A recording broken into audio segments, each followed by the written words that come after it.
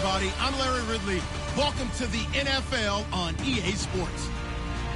Today, we've got an exciting matchup on tap. It's the Falcons coming in at 2-5, going up against the Saints, who come in at 1-6. With that, let's get you out to Brandon Guyton and Charles Davis. They've got the call of this Week 9 matchup. Thank you, Larry. From the home of the Falcons since 1992, there's a look inside the Georgia Dome, just on the outskirts of downtown Atlanta. Today, it's a Week 9 matchup set to go here between the New Orleans Saints and the Atlanta Falcons. And he'll wind up getting an extra couple yards here for his trouble as he'll bring this one out to the 27.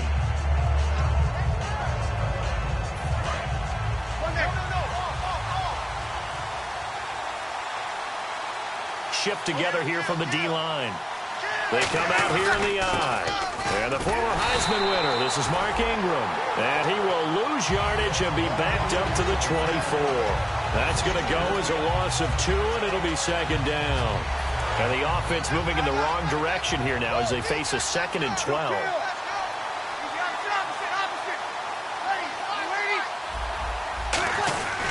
Ingram again. And he is swallowed up right at the line of scrimmage. Call it no gain there, and now they're looking at a 3rd and 13.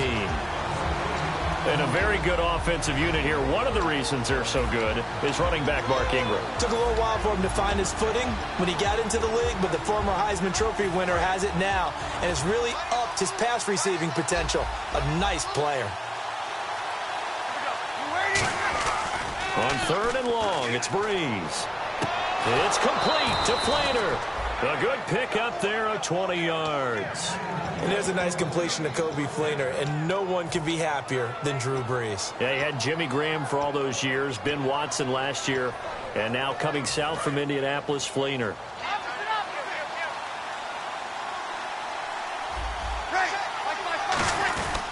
This is Ingram on 1st and 10. Looking for a seam, but finding none. He'll get back to the line of scrimmage, and that's it.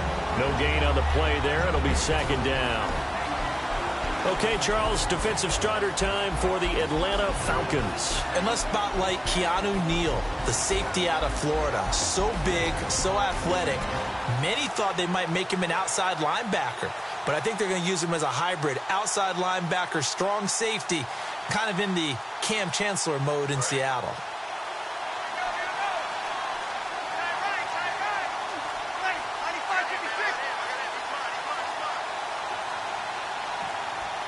Snap comes at 1, and now Breeze. Nowhere to escape, and he goes down. Sheldon Day breaking through to get him for a loss of 7.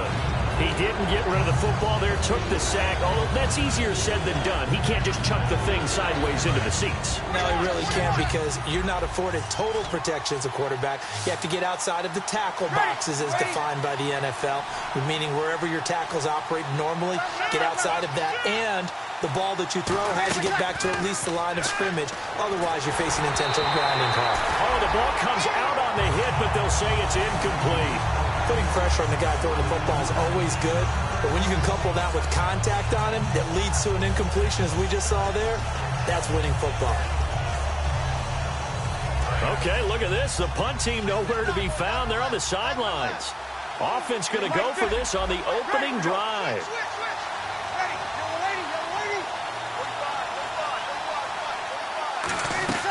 So here we go on 4th down with Breeze. Looking for his tight end, Fleeter, and it's intercepted. A great read, and it's picked off. And he'll return this one just shy of midfield to the 49. Certainly not how they envisioned ending their opening drive here in the first quarter. Too many ones in this play. First quarter, first drive, first interception thrown. And that last one, that hurts. They'll try and start this drive in the air.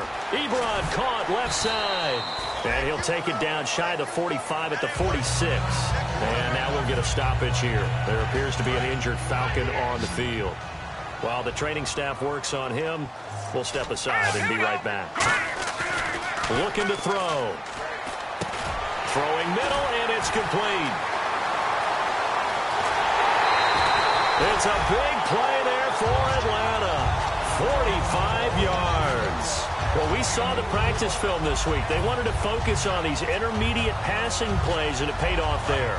And they took that focus not just to the practice field, but in the film room to show the guys exactly what they wanted, what types of looks they should expect to get. And he gets in. Touchdown, Atlanta. Devontae Freeman with touchdown number 8 on the year.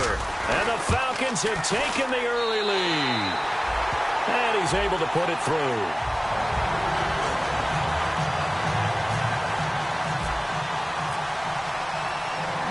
Now after the touchdown, it's Bosher to kick it away. This fielded a few yards into the end zone. And he'll bring it a few past the 20 to the 23-yard line. Out onto the field comes New Orleans. And following the interception, just any interception, are you a little bit more cautious when you start that next drive, or no, you just throw that out the window? I think you are. I don't think that there's any way you can run back out there and go, totally didn't affect me. Let's just go ahead and be loose with the football again. You're going to take care of it, but you have to be careful about being too cautious because now you can't run any offense at all. Still want to attack. We'll see how they attack him here. Backing up. He's going to loft one deep left side here. And it's incomplete. Took a shot, couldn't connect.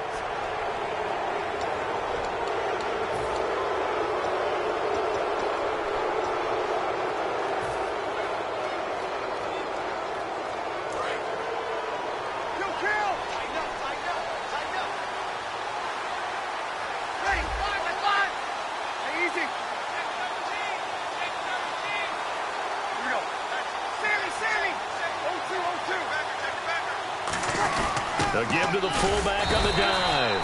Call it a gain of a couple there as it'll leave him with a second and just 3. Now that's the defense that they were looking for, being able to get extra bodies to the point of attack to deal with the big guy carrying the ball. You really don't want to be in a position where it's a one-on-one tackle with him. Try to drop one in, but it's incomplete. I think that's a big-time play there because the slant route is really hard to cover because the timing is so quick. But able to see it, diagnose it, and get to the football, that's why he was able to bat it away.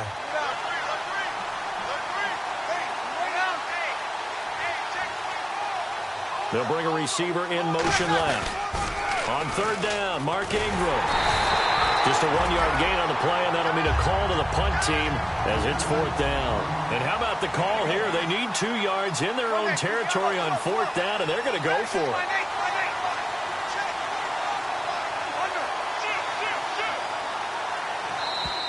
Oh, looked like they got someone to jump there. And if that's the case, this will be a 1st down.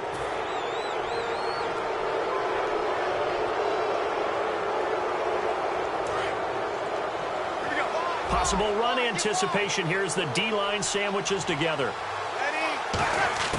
Breeze now on 1st down. Caught here by Bell. And he's going to be stopped up right at the line of scrimmage.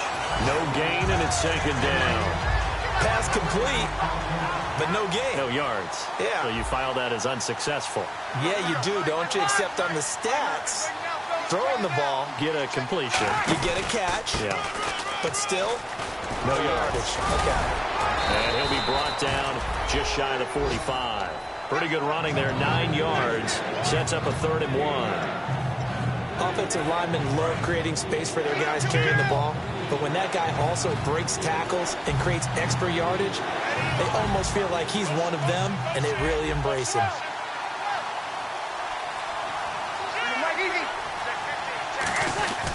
They'll try to run for the first with Ingram. And they went the wrong way there. Losing yardage back at the 43-yard line. So he got his hands a little too far outside. The ref caught him, threw the flag.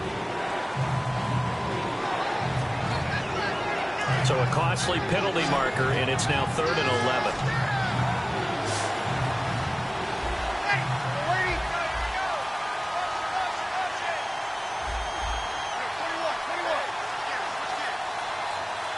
Easy.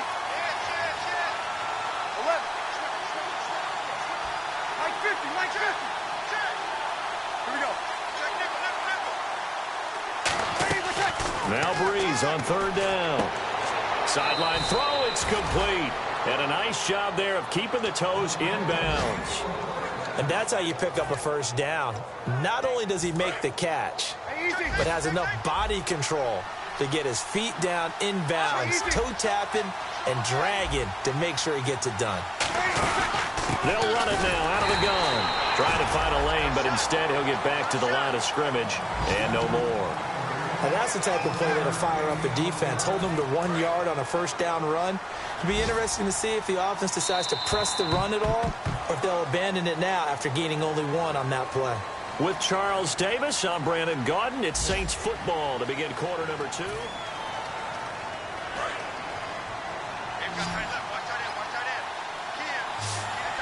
And the D-line pinching together must be expecting the run.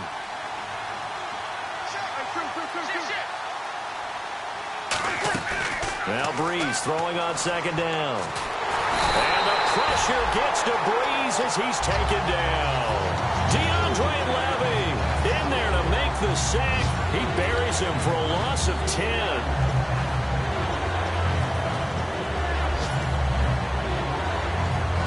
Ninth play of the drive now on 3rd and a country mile.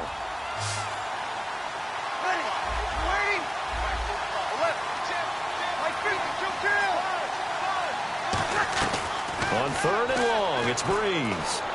He's got time in the pocket. Into double coverage, and it's intercepted. A great read, and it's picked off. And they are going to set up shop at the 32-yard line. Here comes the Atlanta offense now ready to take over here. And that recipe on their last drive that resulted in a touchdown looked pretty good, so they'll be hoping to do that once more. And it takes me back to when we sat with the offensive coordinator and the head coach. They felt pretty good about their game plan and thought there were some holes in the defense, and they exploited them the last time out. Let's see if they can come back and put together a similar drive. And we'll see if they can do just that. That outside handoff to the left, that play has to warm the heart of an offensive line coach because they controlled the left side where they were supposed to, but they didn't allow anything to leak from the backside on the right side of the offensive line either. Well played. Yeah, and it created a big run. So a nice job to break the 1 tackle, but not much daylight after that as he's brought down. In on the tackle was Kyle Wilson. Looking to jam the receivers at the line here. Press coverage look defensively. Freeman, the lone man in the backfield. He's going to get the football. And some good tackling there as he stopped up at about the 41. Calling a gain of a couple, and that's going to leave him with a 3rd and about 5.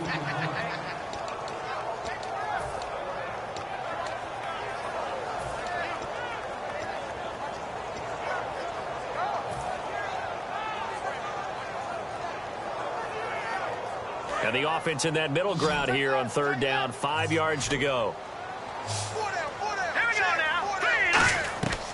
Out of the gun. They'll look to throw. It's caught. Jones. And he's brought down after a good gain. And they're able to convert on 3rd with a solid gain of 23. He's such a good route runner. Shows it there on 3rd down. Very proficient and a good pass. And you know what I've observed over the years in the NFL? The better a route runner you are, the more confidence your guy's going to have in you to go. And he'll take it into the end zone. Touchdown, Atlanta. Julio Jones, his 6th touchdown of the season. And the Falcons will extend their lead. And this is no good. Missed the PAT, so they fail to connect. And this remains a 13-0 game. Now after the touchdown, it's Bosher to kick it away. This fielded a few yards into the end zone. And he will be brought down here at about the 17-yard line. Out onto the field comes New Orleans. And following the interception, we'll see what they can put together on this drive. I can hear my old college coach right now. He always used to tell us before every game, the team making the fewest mistakes will win. What they're hoping is that that last mistake is their only one of the game. Coaches, that's all they talk about, turnovers, right? Minimizing those and maximizing opportunities. Give him 9 on the carry that time, and they're set up with a 2nd and 1.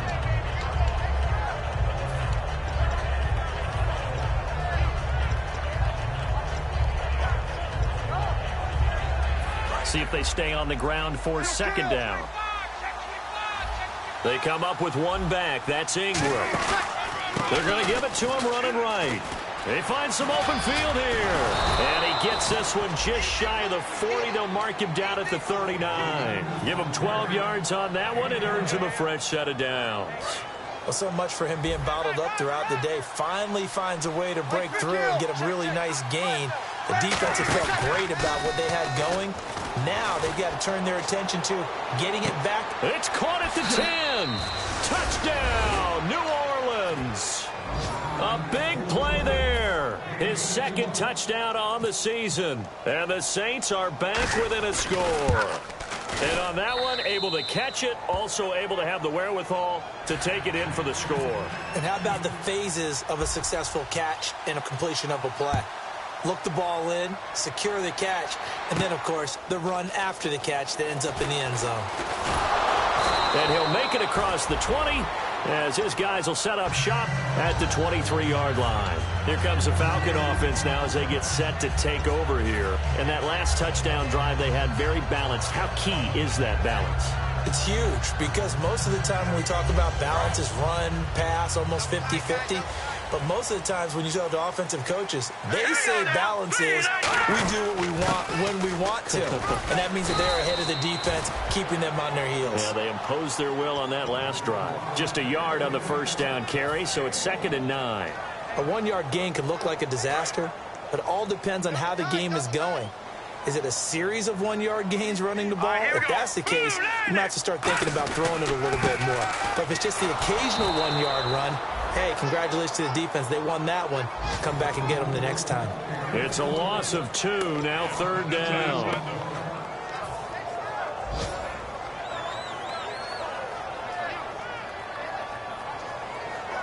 And they'll be in search of 11 yards here on 3rd down. Time to step aside. We're back to Atlanta right after this timeout. The Saints with an extra defensive back here on 3rd on the field. Could they blitz? They're going to look to throw. And Jones has it over the middle. And they pick up 25 as they convert on 3rd. Well, the advantage has certainly shifted to the defense as we began that 3rd down play, and they found a way to foil it and pick up a first down. 3rd time's a charm, right? 2 incompletions. Had to have it on 3rd, and they got it. Yeah, they stuck with it, weren't daunted at all, and picked it up. 9 yards is the pickup there, and they'll have a 2nd and 1. You know what really fires up offensive linemen? When the guy that is carrying the ball behind them can create his own space and break a tackle along the way. He'll drop to throw. They'll set up the screen for Freeman. And this time he's able to take it down to the 42. Only a gain of a yard, but that's all they needed, as that's going to move the chains. So many things have to come together just right for a screen pass to break for big yardage. The blocking, the timing of the pass to the runner, everything has to fit together just right. But on that play, the defense was able to disrupt things and hold it to a short gain. That one goes for 13 yards, and it moves the sticks. It's a nice completion, a little bit of run after catch as well to create the yardage that they got. But it is so tough to cover that route, the drag route, because they run it at varying speeds. Because the key is to create hesitancy on the defender's part. Always so empathetic for those DBs, aren't you? And he rifles one incomplete. Austin Hooper, the tight end, was the intended target. And that'll bring up 2nd down. Normally, he's pretty reliable. Usually catches what's thrown to him. On that play, he simply dropped it.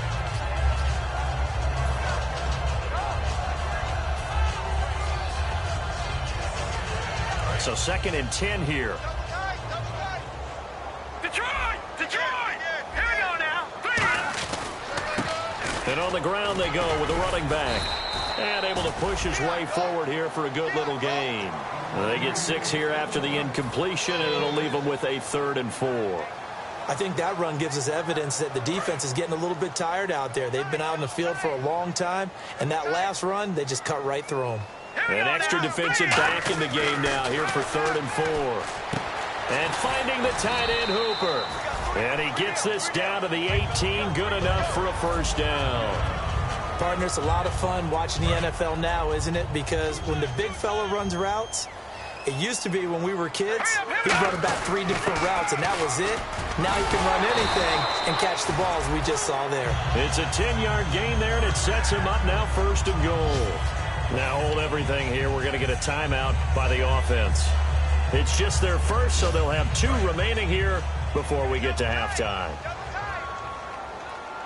Shift together here from the D-line. First and goal from the 8. They'll run here with Freeman. Oh, spinning away. Still on his feet. A good pickup there, 7 yards, and it's going to be second and goal now.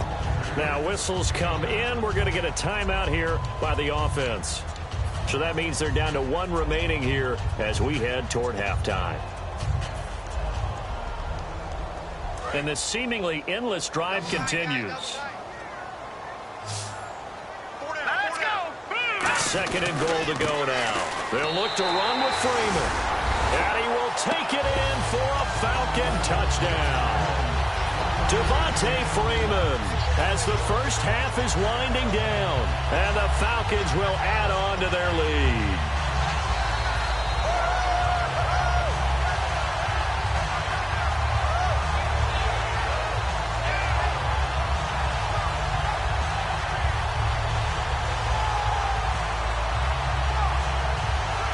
And they will line up now for the 2-point try.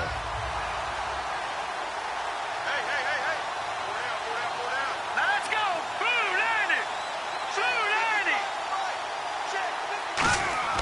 They'll try and throw for it. And he's got it. So the try for 2 successful. And that bumps their lead up even further. Now after the touchdown, it's Bosher to kick it away. This fielded a few yards into the end zone.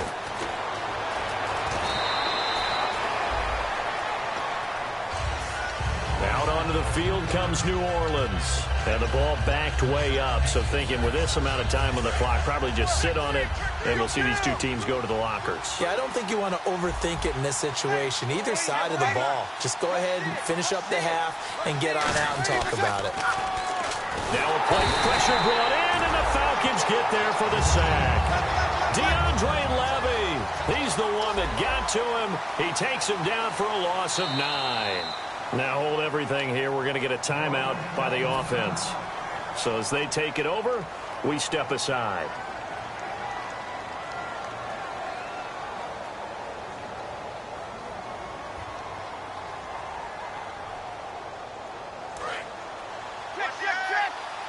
And they're going to go soft on the corners. On second down, Ingram. And they'll get him down here at the 23. So we are at halftime here in Atlanta. And pump the brakes, Larry. Pump the brakes. We are ready for quarter number 3. Both teams appear ready for the fight ahead, and we resume action here in quarter number 3. That's fielded in the end zone. And no run back here. This will be a touchback, and it comes out to the 25-yard line. Atlanta now coming out on the field. They built a good first-half lead. Now they have a chance to add on to it. And what I'm thinking is that the offensive staff spent the entire halftime just working with them on, here's what we think they're going to do to attack us in the second half. Nice first half that we've had, guys, but be prepared for some change-ups. We're going to see them when we kick it off in the second half. See how they handle any adjustments that might be made defensively.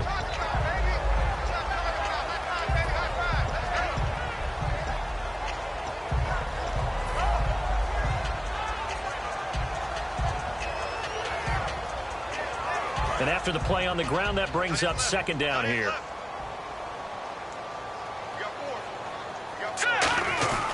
Freeman again.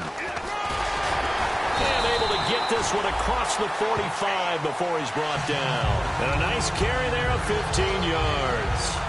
But that's the desired outcome coming out here in the second half of being able to run the football and establish a little bit of pace and maybe even a bit of dominance at the line of scrimmage. And they want that to continue.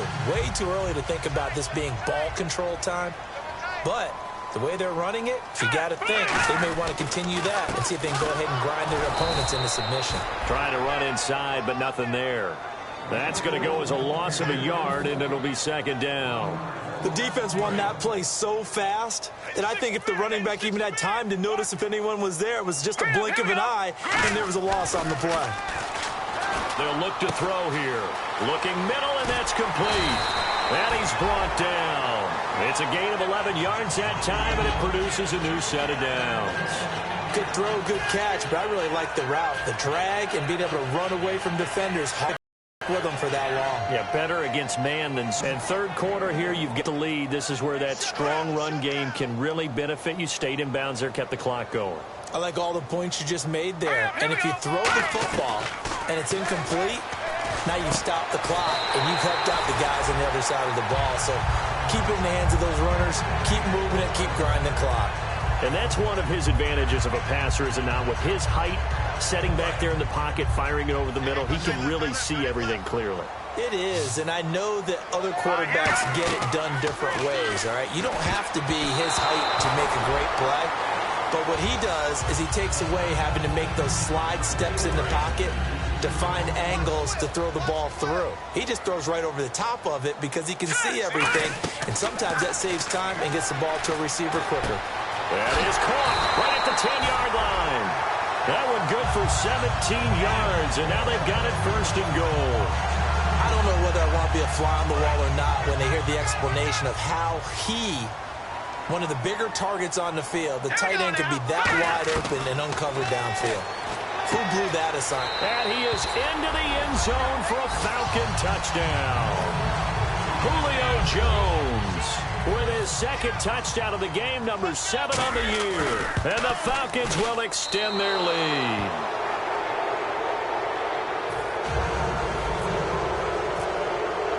Now after the touchdown, it's Bosher to kick it away. That'll be taken in the end zone. And a pretty good return here. He'll be stopped just shy of the 25 at the 24-yard line. Now the attention turns to the Saints offense getting ready for their first possession of the second half. They trail offense, first time to touch the ball in quarter 3, and we'll see what they can do. And I can't wait to see what they have planned, because some teams script to start a half. Rush coming, and he's taken down. Sheldon Day in there to pick up his second sack now of the afternoon. And now they're in the hurry-up. On second down, here's Breeze. And the hit jarred it loose. It's incomplete. As tight ends go, he might not provide the super flashy plays very often, but he's pretty reliable. Usually an excellent target, and normally catches what's thrown to him, but he didn't on that play. The wide receiver moving to a new spot. On third and long, it's Breeze. Looking left sideline, it's complete. The 21 yards there as they convert on third. Really nice little connection there. They go with the corner route, and it works out well. And the best way to set up the corner route is to throw slants throughout the ball game, so that when you're able to get back outside, the defender has to respect the inside game. A 10th carry here for Mark Ingram. And hard running's going to get him over the 40 to the 42. A good run there on first down, and it'll leave him with a 2nd and 2. Okay, he didn't break that one all the way, but you got to know that he feels like he's right on the verge, and that's probably exactly what he's telling him in the huddle right now. A play fake to Ingram. Now it's Breeze. And incomplete there. A nice hit. Jars the ball free and brings up third down. 2 yards to go here on third down. They'll come out in the pistol.